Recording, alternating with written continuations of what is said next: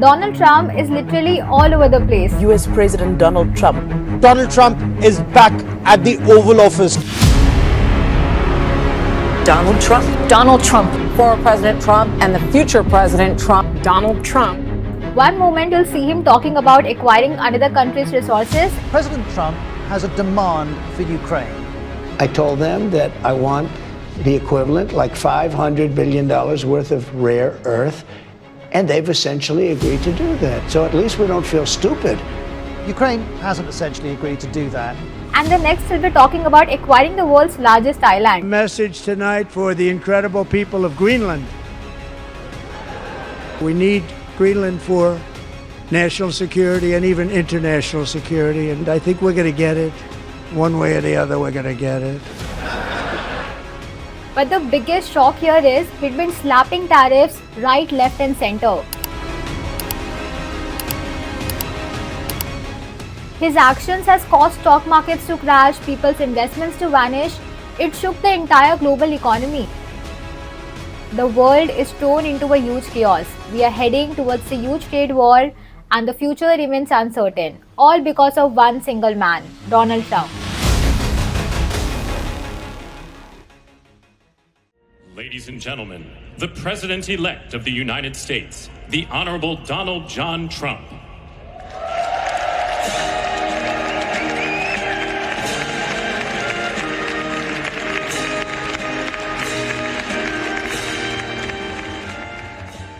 On January 28, 2025, Donald Trump became 47th US President. Trump secured his victory by winning more than 270 electoral votes, beating his Democratic rival Kamala Harris. The golden age of America begins right now. From this day forward, our country will flourish and be respected again all over the world. We will be the envy of every nation, and we will not allow ourselves to be taken advantage of any longer. The moment Donald Trump stepped in as 47th President of the US, he hit the ground running and wasted no time at all. He signed multiple executive orders that shook the entire world. He made it pretty clear that his second term would be anything but quiet. On February 1st, President Trump signed a significant executive order. Now this wasn't just any document, it added new tariffs on products coming into the US from Mexico, Canada and China. Goods from China would face a 10% tariff and goods coming from Canada and Mexico, which includes steel and aluminium, would face a 25% tariff. Mexico, Canada and China were taken aback. This was a drastic step taken against them. Then fast forward to February 13th and Donald Trump wasn't slowing down. He dropped another bombshell. He introduced a new concept called reciprocal tariffs, which means that he would raise the US tariffs to match the tariffs that other countries charge when the US sends goods their way. So Trump's tariffs weren't just limited to China, Mexico and Canada. He also mentioned that other nations including India could also be on this list. Now this is apparently because India was charging higher tariffs for US products coming into India and US was comparatively charging less for Indian products coming into US. So this was yet another big move taken by Donald Trump that the world was just not ready for. And as things were already getting worse, he even announced that European countries might face a 25% tax on their goods coming into the US. But this was just the beginning. After this, he went on to make even bolder and unexpected moves. He expressed his desire for the United States to take control of Greenland, the vast Arctic region which is now currently under Denmark's rule. Trump confidently declared that Greenland would eventually become part of the US. I have a message tonight for the incredible people of Greenland. We strongly support your right to determine your own future. And if you choose, we welcome you into the United States of America. We need Greenland for national security and even international security, and we're working with everybody involved to try and get it. But we need it really for international world security, and I think we're going to get it. One way or the other, we're going to get it. For Donald Trump, Greenland was more than just a piece of icy land. It was a strategic asset for him. So let me just give you a quick overview of why was it so important for him. The shortest flight path between Europe and North America passes over Greenland. If another foreign power controlled Greenland, they could potentially block or monitor the trade route of the US. So given its proximity to North America, Greenland plays an important role in US defense strategy. Secondly, the Arctic region is rich in natural resources, which includes oil, gas, minerals and rare earth metals. By controlling or having a strong presence in Greenland, the US could gain access to these valuable resources. This could boost US manufacturing and improve their economy to a greater extent. However, the response from Greenland was very firm. Greenland's Prime Minister wasted no time in addressing Trump's ambitious plans. He took to Facebook with a clear message for the American president, which said, "Greenland is ours." But Donald Trump didn't just stop at expressing his desire to buy Greenland. He had his eyes on something even bigger. He wanted to acquire Canada too. Since Donald Trump returned to the White House just 2 months ago, his stance on Canada has not been friendly. He hasn't just threatened to slap taxes or tariffs on Canadian goods. He's gone so far that he even suggested that Canada should become the 51st state of the US. He literally neglected the significance of the US-Canada border and said that it was just nothing but an artificially drawn line. These bold statements made by him caught the world off guard. Canada and the United States, that would really be something. You get rid of that artificially drawn line, and you take a look at what that looks like, and it would also be much better for national security. Why are we supporting a country 200 billion plus a year? Our military is at their disposal. All of these other things, they should be a state. Canada, however, did not stay quiet. Canadian Foreign Minister Melanie Joly replied back to Trump's comments. In that sense, Canadians are fighting back. At home, right here in Canada where I am, people are buying local. People are there to support their own Canadians because people are mad. They're infuriated. Imagine the case of another country saying that they don't recognize the borders of the US, that they're threatening the sovereignty of American territory. How would Americans react? They would say, "No way, it's unacceptable." Well, that's exactly how Canadians are reacting right now.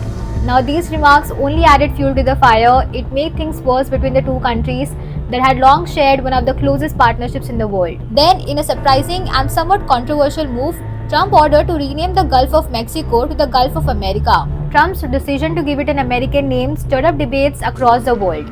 But this wasn't all. Trump signed an official order to withdraw the United States from the 2015 Paris Climate Agreement. Now, Paris Climate Agreement had been a crucial step to fight against climate change. It aims to bring countries together to reduce greenhouse gas emissions. But Donald Trump believed that this wasn't in America's best interest and decided to back off. Now, this wasn't the only major decision he made around that time. He also signed an order to withdraw the US from the World Health Organization. Trump believed that the US didn't need to be a part of an organization. The country would be better off managing its health matters independently. And then recently, another major controversy unfolded between Donald Trump and Ukrainian President Zelensky. God bless, You don't God know bless, that. you Don't- will not you have gotta- a war. Don't tell us what we're going to feel. We're trying to solve a problem. Don't tell us what we're going to feel. I'm not telling you, Because I'm you're in no answering on position this to question. dictate that. That's Remember exactly this. what I'm not You're dictating. in no position to dictate what we're going to feel. You We're will- going to feel very you will good. feel influenced. We're going to feel very I'm good and telling very you, strong. you will feel You don't have the influenced. cards right now. With us, you start having not cards. playing But cards. right now, you I'm don't. Yeah, very you're playing serious, cards. The US under Trump's administration had always shown interest in acquiring Ukraine's resources. Now, this is because Trump wants to reduce its reliance on China, and Ukraine is the only way he could do that. So, the US proposed a deal suggesting that the US could use these materials as payment for the military and financial aid it had already provided to Ukraine and the future support that it will provide. However, Zelensky felt that the deal leaned too heavily in favor of the US. He stood firm, saying that if Ukraine's minerals were to be used, it must come with strong security that guarantees that the country would be protected from future Russian threats. But Donald Trump had no intention to do that, hence they had no deal. But have you ever stopped to think, what is he trying to achieve with all of this? What is his true goal and what is he trying to prove here exactly? So first, let's just understand why Donald Trump loves tariffs so much and how is it going to impact the world. Now, tariffs are essentially taxes that countries place on goods being imported from other nations. When the companies bring these goods into the country, they have to pay taxes to the government. The amount they pay is usually based on percentage of the product's value. For example, if a Chinese product costs $10 and there's a 20% tariff, the company bringing it into the US has to pay an additional $2 in taxes. Now, it may not sound like much at first, but when companies will import large quantities, it will add up quickly. To make up for this extra cost, the companies would then increase the price of the product for the customers, which means that everyday customers would end up paying more than usual. Now, traditionally, the US has charged lower tariffs compared to other countries, which has helped keep prices on foreign goods relatively low. But Trump's new tariffs could make products more expensive, not just in the US, but across the world. The US, Mexico, and Canada are deeply connected when it comes to trade. and these tariffs would come at a serious cost for all the three countries. Mexico and Canada supply a huge chunk of what the US needs. In fact, 52% of the auto parts the US imports comes from these two nations. Canada alone is responsible for 60% of the crude oil the US brings in. So when tariff of 25% is added to these imports, the impact is massive. Experts from the Peterson Institute for International Economics estimate that over the next 5 years, these tariffs could hit Mexico's economy hard, cutting its GDP by 1.7%. Canada wouldn't escape either because its GDP would be dropping by 1.2%. On top of that, inflation could rise by 2.3% in Mexico and 1.7% in Canada, making everything more expensive for their citizens. Now, the US economy might not take as big a hit as its neighbors, but it's far from unaffected. Key industries like cars, agriculture, energy would feel the squeeze. Companies in US would face higher costs to import the goods they rely on, which could hurt their stocks and increase their debt. And if tariffs drive up prices, everyday people might feel it too, whether it's at the gas pump or the grocery store. There's also a ripple effect to it in the world's financial markets. When tariffs go up, currencies can get shaken. For example, when the US announced its tariffs, both the Mexican peso and the Canadian dollar dropped by 1.5%. Meanwhile, the US dollar would get stronger, which might seem like a good thing, but it's actually not.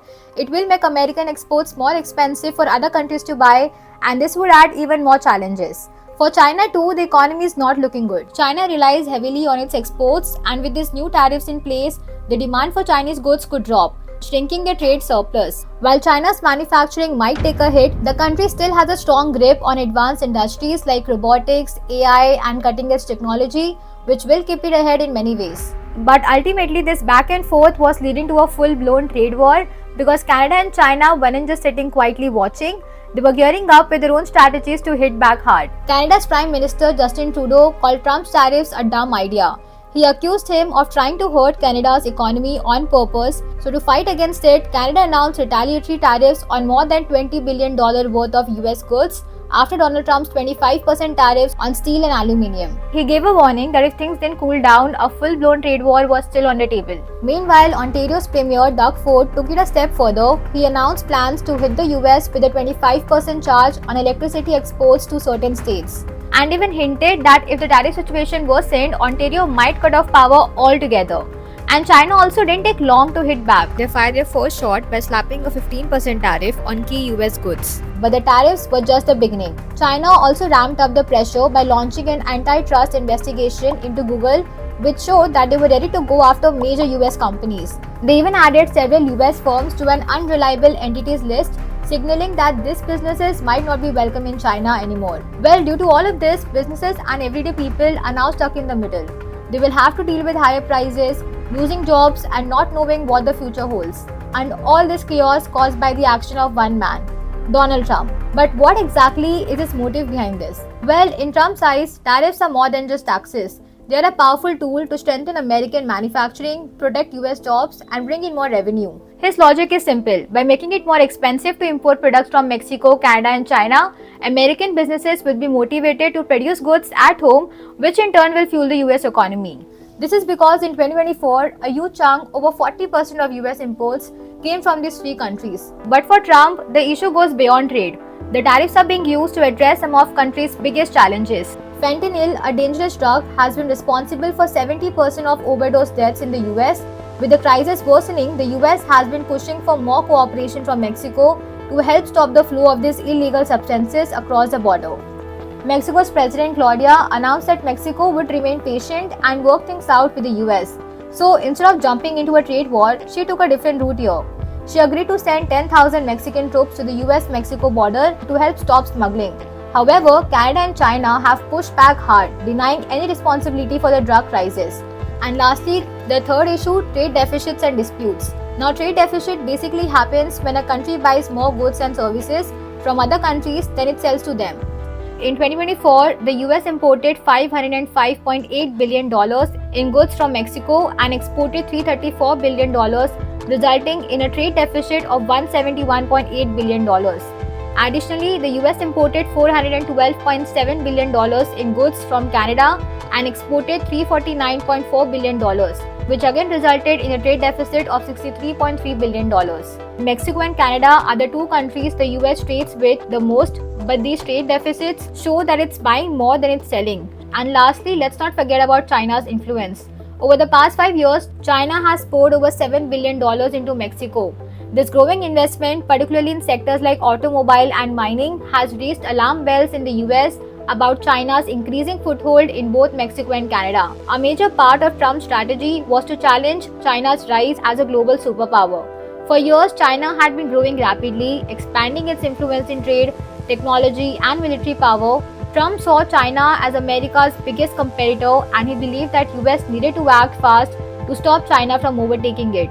The trade war with China wasn't just about tariffs, it was a broader strategic move. Trump aimed to weaken China's economic growth by imposing heavy tariffs on Chinese goods and pressuring American companies to bring their factories back to the US. So Trump's trade policies weren't just about money and jobs. It was his way of pushing to make America the world's top power again. Lastly, Trump's mindset also plays a major role here. His America First focus and tough negotiating style aren't just random moves, they are a part of how he thinks. Well, if you see, Trump's trade policy is mostly shaped by his skepticism or multilateralism. Multilateralism is the idea that many countries work together to large agreements. Now, Trump was never a fan of these large-scale trade deals because he believed that they were too complicated and gave other countries too many advantages over the US.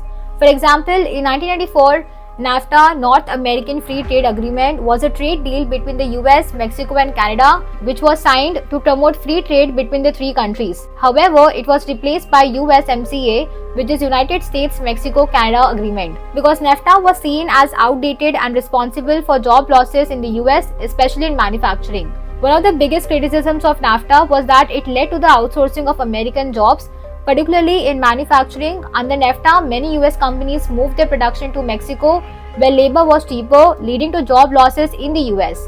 This was a major concern for the US, especially during Donald Trump's presidency, who believed that the agreement hurt American workers. And then USMCA brought new rules to protect American jobs and improve labor standards in Mexico. So Trump was more in favor of bilateral trade deals, which is one-on-one negotiations with individual countries. He believed that by sitting at the table with just one country, the US could leverage its economic power more effectively and get a better deal. Additionally, if you see, Trump's policies are often centered around using economic and political influence to strengthen the US position globally. Rather than traditional colonization, which involves physical control over territories, his new colonization approach was more about assuring US dominance in trade, military, and global politics.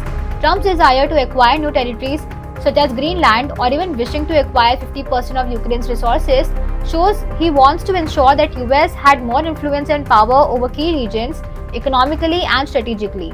He believed in America First, where US should benefit most from any deal or alliance, even if it meant leaving long-standing agreements that didn't fit his vision. Well, ultimately, he saw trade not just as an economic issue, but as a way to reshape America's role in the world, whether it was rebalancing trade deficit, or challenging China's rise, or even rewriting the rules of global trade. Trump's mission was clear. He wanted to put America first, to protect its workers, and to assure its dominance in the global marketplace. So with this, we have come to the end of this video, and let me know what you feel about this. What are your opinions about the whole trade war scenario? And yeah, just drop your feedback. I'll see you in the next one. Thanks for watching. Bye.